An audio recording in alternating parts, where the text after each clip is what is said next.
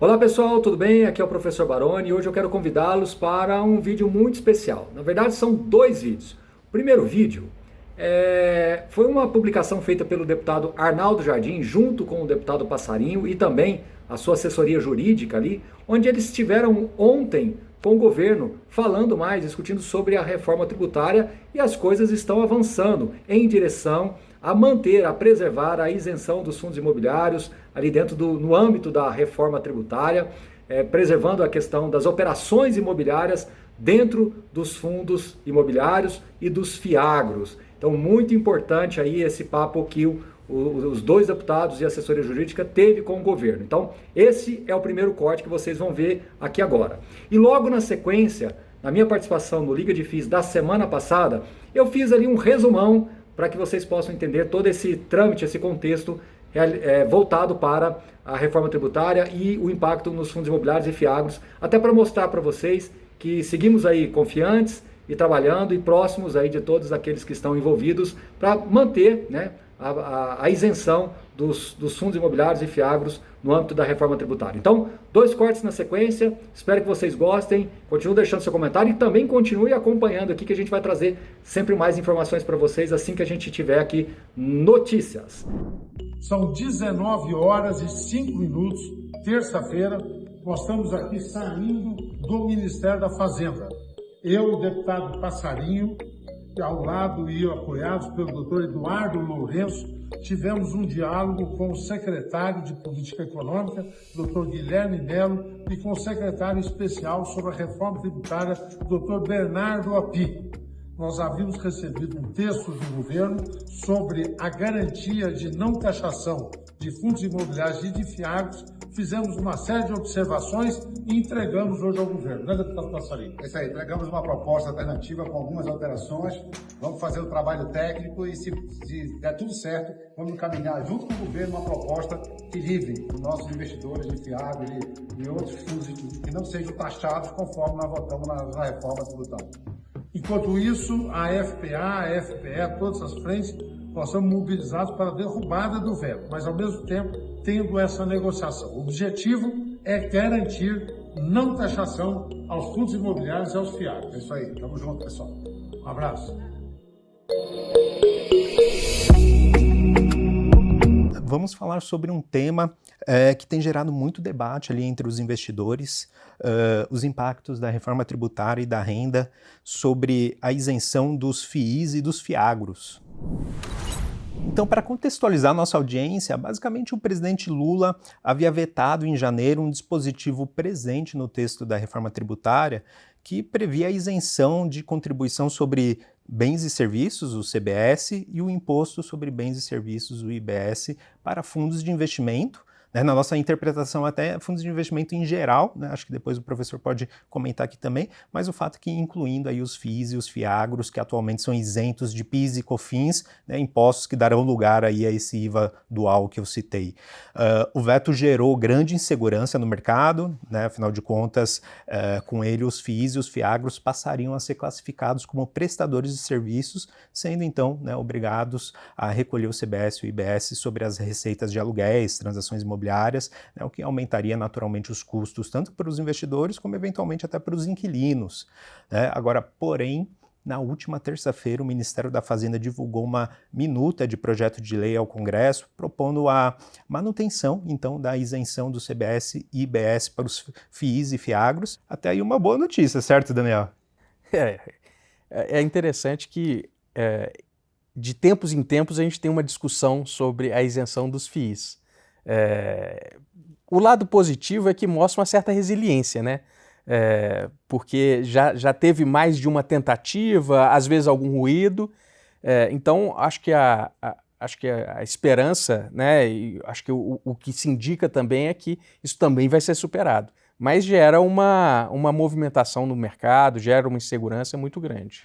Eu tenho a impressão que cada vez mais que a gente entra nesses debates de possível taxação e ela não é confirmada, né, mais sedimenta, né, essa isenção dos fundos imobiliários, fiagros, tanto a nível de isenção dos rendimentos, como a nível da estrutura, né, no caso aqui PJ, né, que a gente está falando, que é uma coisa diferente do fim da isenção dos rendimentos. Mas, professor, eu gostaria também de ouvir as suas considerações, né, já que você esteve presente ali desde o início, né, dessa mobilização contra a taxação. Exato, inclusive estamos ainda muito presentes, né? A gente está bem próximo aqui das frentes parlamentares, né? Tanto do agro quanto também do empreendedorismo, com assessoria jurídica das casas, então a gente está acompanhando muito de perto, tivemos em Brasília também por 2 oportunidades. Então, em síntese, o texto foi bastante pacificado ali enquanto estava ainda no Congresso, enquanto estava na Câmara, no Senado, e foi aprovado, né? Envolvendo todos os cuidados necessários. No entanto, na hora realmente ali da promulgação da reforma tributária ali, teve um entendimento jurídico por parte do governo de que poderia ter alguma inconsistência ali, alguma questão inconstitucional. Então, foi feito o veto.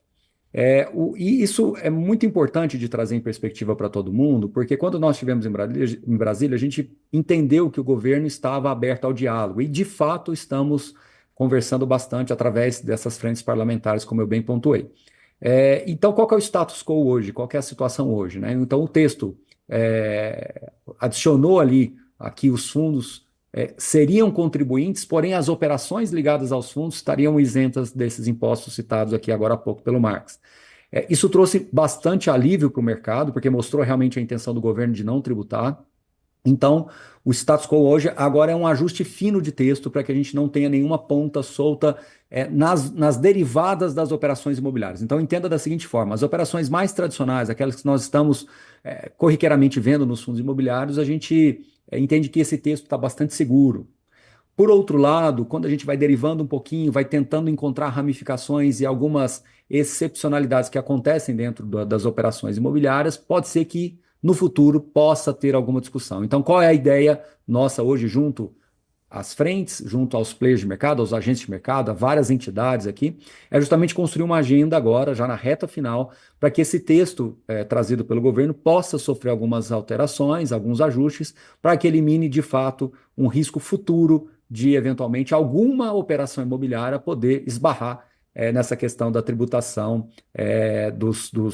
das receitas. E traria, pelo lado do governo, uma segurança jurídica de não levar isso adiante para, enfim, atrasar ainda mais, aumentar ainda mais a insegurança. Então agora temos que ter paciência e maturidade de conseguirmos aí sentar na mesa com todo mundo, com bastante diálogo, com bastante cautela e cuidado e respeito aos envolvidos, para que a gente consiga agora, nessa reta final, construir um texto que de fato atenda bem aos mercados aí de fundos imobiliários, de fiagros e outras classes derivadas também que poderiam ser impactadas. Então, sigo otimista, eu acredito que a construção do diálogo se tornou a alternativa mais adequada, e a gente que está aqui muito próximo enxergou isso do lado do governo, enxergamos isso das frentes parlamentares, mas agora é uma questão mesmo de tempo aí desse ajuste final, que possivelmente ao longo dessa semana já vai estar sendo apresentado aí para o próprio governo, e aí sim alguma devolutiva final pode acontecer, mas agora já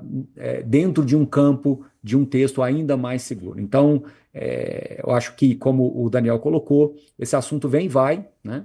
Mas, por outro lado, reforça que os governos, os parlamentares e todas as equipes econômicas se convencendo cada vez mais de que o fundo imobiliário, o FIAGRO, o fundo de participação de infraestrutura são veículos importantes para fomentar o capital privado dentro daqueles pilares econômicos que são tão importantes e, ao mesmo tempo, tão necessitados de capital. Então, acho que isso é a nossa grande vitória. No coletivo, a grande vitória aí é justamente mostrar isso cada vez mais para os envolvidos, de que os fundos imobiliários e FIAGROS e outros são peças essenciais para irrigar a economia, gerar emprego, né? Então, por exemplo, alguns fundos de logística que hoje fazem obras, né? Alguns fundos de renda urbana que fazem obras, empregam milhares de pessoas Brasil afora. Então, qualquer tentativa de tributação seria um retrocesso econômico e estrutural para o nosso país. Então, acho que essa foi a nossa grande vitória. Desculpa me alongar um pouquinho aqui, mas acho que foi importante fazer uma breve contextualização e perspectiva e daquilo que a gente está enxergando daqui para frente.